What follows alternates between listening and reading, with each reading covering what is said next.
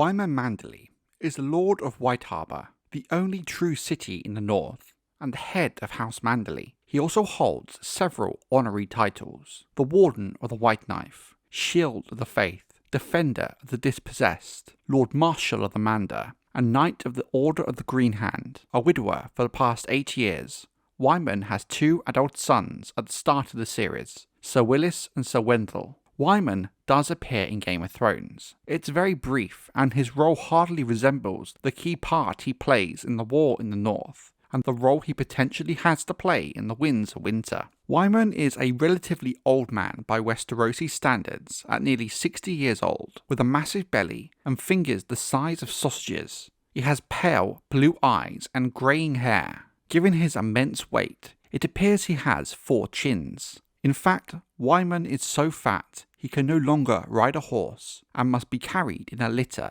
leading to the nickname Lord Too Fat to Sit a Horse. Despite all this, Wyman is amiable and has a loud, booming laugh that cuts through the noisiest of feasts. By his own admission, and because of his physical appearance, Wyman is seen by many as a craven, a coward, and foolish. But in reality, this is a clever front meant to fool people, as Wyman is really a shrewd, calculating, and intelligent man. Like many of the lords of House Manderly, Lord Wyman is also staunchly loyal to House Stark, given House Stark's long history with House Manderly. Wyman wears rich clothing, including a blue-green doublet, embroidered with gold thread. A golden trident pins his mantle to his shoulders. A vast eater, he enjoys boiled eggs, eels, lampreys, pork pies, porridge, and sausages. Lord Manderly has a large cushioned throne in the Merman's Court due to his weight. Early in his life, Wyman loved to ride horses and won some acclaim in the lists when he was a young man. However, he is now grown too big to ride. Wyman participated in the Battle of the Trident during Robert's Rebellion alongside the other Northern Lords.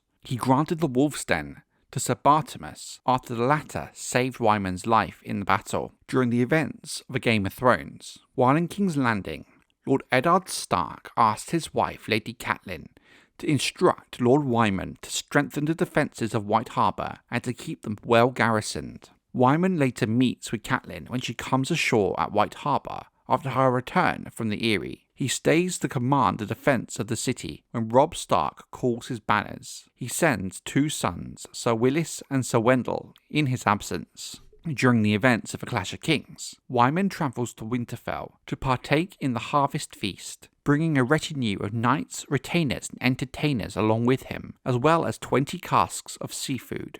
To Bran Stark, the acting Lord of Winterfell in Robb's absence, Sir Roderick Cassel, and Maester Luwin, Lord Manderly proposes to mint new coinage for Robb, the new king in the north, as this would help legitimise his claim further. He also suggests the building of a new war fleet for the north. He also offers himself or Wendell as possible new husbands for the widowed Lady Donella Hornwood. Despite his size, Wyman dances gracefully with Beth Cassel during the feast. When Ramsay Snow, the bastard of Bolton, kidnaps and forcibly marries Lady Hornwood, Wyman moves quickly to seize Hornwood and prevent House Bolton from having it. In response to Theon Greyjoy's capture of Winterfell, Wyman sends a dozen barges packed with knights and war horses and siege engines up the White Knife to join Roderick Cassel's army. However, the Stark loyalists are betrayed by Ramsay and the garrison of the Dreadfort in the battle at Winterfell during the events of A Storm of Swords. While travelling in the Wolfswood, the crippled Bran recalls that during the Harvest Feast, Lord Wyman looked at him with less pity than the other Northern lords, perhaps as he knows what it's like to have men look down on him,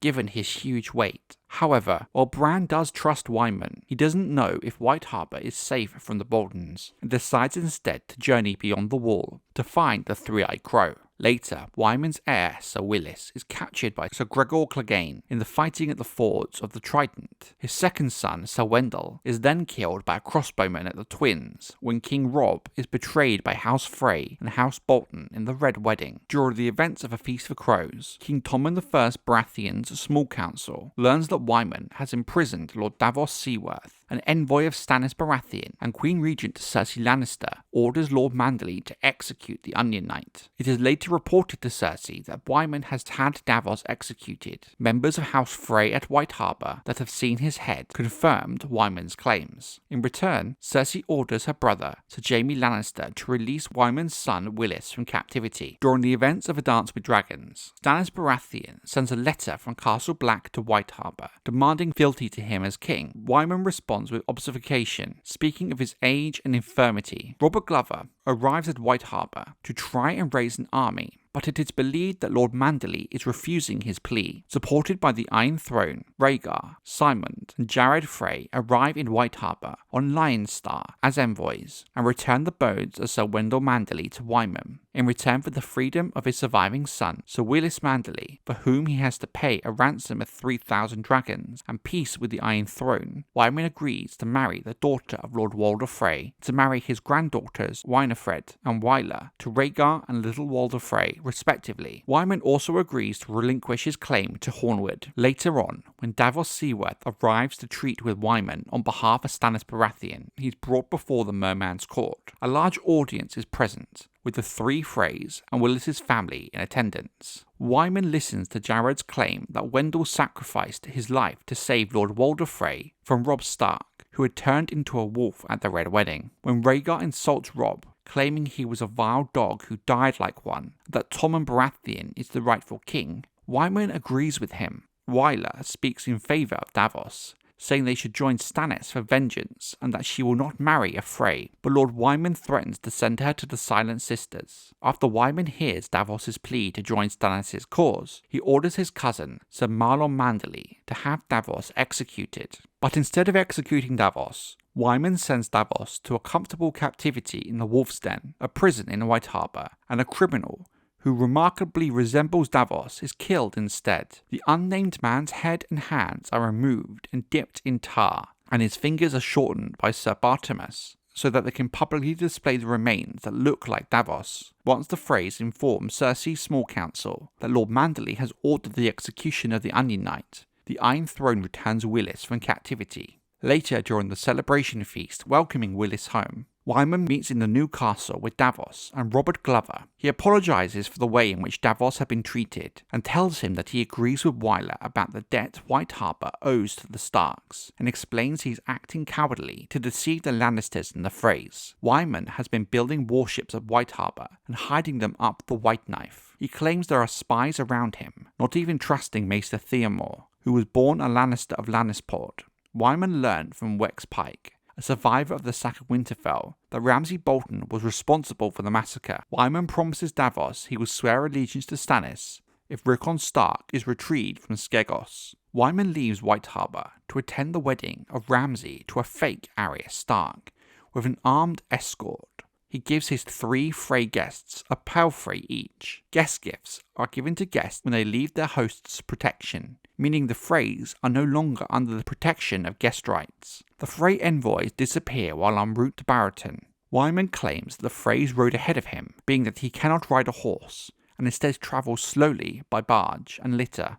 Wyman is distraught, and the leaders of House Frey's contingent, Sir Hosteen and Sir Aenys, son of Lord Walder Frey, are distressed at their kinsman's disappearance. Big Walder Frey thinks the envoys were killed by Wyman. Lord Roose Bolton, the new Warden of the North and Lord of Winterfell, moves his son Ramsay's wedding from Barrowton to Winterfell. Wyman brings a huge supply of food, but no hostages, which unsettles Roose. Wyman provides food and drink for the wedding feast, during which the Jolly Lord calls for Abel to sing The Night That Ended. He serves 3 huge pies himself. The first portions to Roose and Walder Bolton, the next Hosteen and Aenys Frey, and Lord Manderly then proceeds to eat 2 slices from each pie himself. Roose does not eat or drink anything unless Wyman tastes it first. While being helped from the hall, a drunken Wyman tells Abel to sing of the Rat Cook. Among the snowmen that the squires have built along the battlements of Winterfell, one resembling Wyman is the fattest snowman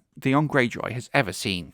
Lady Barbary Dustin does not believe that Roose would allow Lord Manderly to survive the upcoming battle with Stannis. When tensions arise from the blizzard trapping them in Winterfell, Aenys and Hosteen accuse Lord Manderly of being responsible for the disappearances of their kin, but Wyman pleads ignorance. Aenys suspects the Manderleys are to blame after several men-at-arms in the castle are murdered, but Barbary and Sir Roger Risewell are sceptical. When Little World of Frey is murdered, Hostine accuses Wyman yet again, who denies the charge, yet at the same time insults House Frey, which causes an enraged Hostine to attack Lord Wyman. Lord Manderly's throat is nearly slit open, but his knights intervene, and Wyman's wounds are treated by Maester Medric. Roose orders Wyman to have his men march on Stannis from Winterfell's east gate. During the Winds of Winter sample chapters, having escaped from Winterfell and being brought to the Crofters' village, Theon Greyjoy tells Stannis Baratheon that Roose Bolton has sent the Freys and Manderleys to confront him. Stannis is angered at Wyman's support of the Boltons, but Theon does not believe Wyman would coordinate with the Freys against Stannis. For me, cutting Wyman's role in the show